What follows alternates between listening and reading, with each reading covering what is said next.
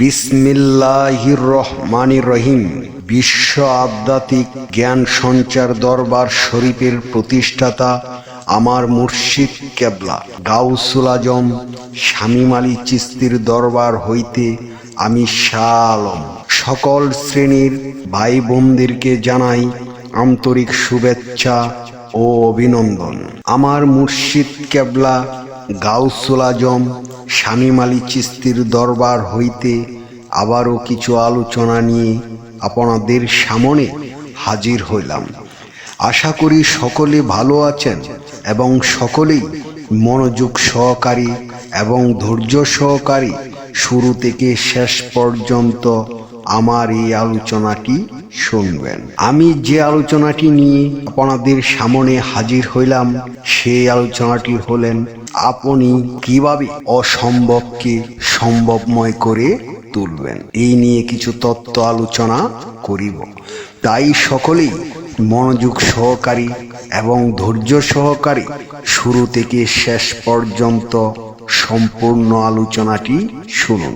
শুরুতেই বিশ্বের সকল স্তরে লোকদের উদ্দেশ্য করে বলছি, আমার লক্ষ্য আমার মুর্শিদ কেবলা গাউসুল আজম শামীম আলী চিশতির লেখা গ্রন্থের বিষয়বস্তু আপনাদের সামনে উপস্থাপনা করা, যাতে আপনারা সকলেই হাকিকত জানতে পারেন, বুঝতে পারেন এবং হাকিকতের জ্ঞান নিতে পারেন।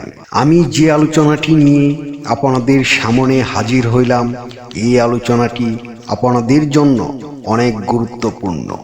এই আলোচনার মাধ্যমে আপনারা সকলে জানতে পারবেন অসম্ভবকে আপনারা কিভাবে সম্ভবময় করে তুলবেন। তাই সকলেই মনোযোগ সহকারী এবং ধৈর্য সহকারী শুরু থেকে শেষ পর্যন্ত সম্পূর্ণ আলোচনাটি শুনুন।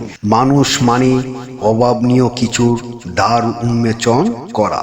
মানুষ মানে নতুন কিছুকে স্পর্শ করতে যাওয়া। মানুষ মানে নতুন কিছুর প্রকাশ ঘটাতে যাওয়া এবং অসম্ভবকে সম্ভবময় করে দেওয়া। মানুষ শুধুমাত্র প্রকৃতিতেই সীমাবদ্ধ থাকবে, ইহা মোটেই কাম্য নহে। মানুষের লক্ষ্য শুধুমাত্র ইবাদত করে স্বর্গে যাওয়া এবং শুধুমাত্র ঈশ্বরকে জানা পর্যন্তই শেষ হওয়া উচিত নয়। মানুষের লক্ষ্য হওয়া উচিত অনেক অনেক উচ্চতর কিছু একটা, আর সেটি কেবল মাত্র স্বর্গ পাওয়া বা ঈশ্বরকে জানা পর্যন্তই সমাপ্তি নয়। এটি হওয়া উচিত ঈশ্বর স্বরূপ রূপে রূপান্তরিত হয়ে ব্যক্তি তার নিয়ন্ত্রণকারী পর্যন্ত পৌঁছে যাওয়া, এবং অবশ্যই তাহা করা উচিত।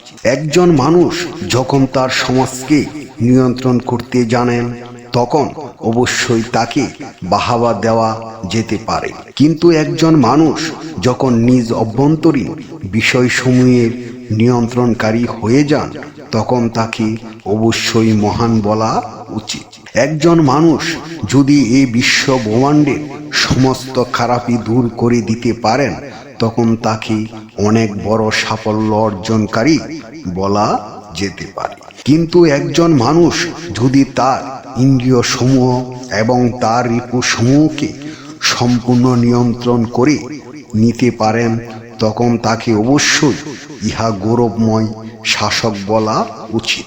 কিন্তু আমি শাহ আলম বলতে চাই, আপনি কিভাবে আপনার ভিতরে 6 রিপু এবং 10 ইন্দ্রিয়কে নিয়ন্ত্রণ করবেন। তাই হে বিশ্ববাসী, আমি সকলের উদ্দেশ্য করে বলছি, অবশ্যই আপনারা সকলেই একজন কামেল মুর্শিদের কাছে যাইয়া বায়াত গ্রহণ করি এবং আপনার মাঝে 6 রিপু ও 10 ইন্দ্রিয়কে সম্পূর্ণভাবে নিয়ন্ত্রণ করার কৌশল জেনে নিবেন। আমি যে আলোচনাটি আপনাদের সামনে করেছি, এই আলোচনাটি আপনাদের কাছে কতটুকু ভালো লেগেছে। যদি ভালো লেগে থাকে তাহলে আমাদের এই চ্যানেলটি সাবস্ক্রাইব করে দিবেন। সামনে ভালো ভালো আলোচনাগুলো পেয়ে যাবেন। এবং আপনারা কি ধরনের আলোচনা চান আমাদেরকে কমেন্টে জানাবেন। আমরা চেষ্টা করিব আপনাদের পছন্দ মতো আলোচনা নিয়ে আসতে। আমার এই আলোচনাটি করতে যাইয়া কথা বা ছন্দে যদি কোনো ভুল হইয়া থাকে, সকলেই আমাকে ক্ষমা ও সুন্দর দৃষ্টিতে দেখবেন। সকলেই আমার জন্য দোয়া করিবেন, আমি যেন আপনাদের সামনে ভালো ভালো আলোচনাগুলো নিয়ে আসতে পারি এবং শোনাইতে পারি। সর্বশেষে সকলের চরণে হাত রেখে একটি কথা বলতে চাই, আল্লাহ গোপনেরও গোপন। সেই গোপনকে পাইতে হলে একজন কামেল মুর্শিদের কাছে যাইয়া বায়াত গ্রহণ করে সেই গোপন ইবাদত ও গোপন সাধনার মাধ্যমে আল্লাহকে লাভ করিতে হইবে। সকলে ভালো থাকবেন, সুস্থ থাকবেন। আল্লাহ হাফিজ।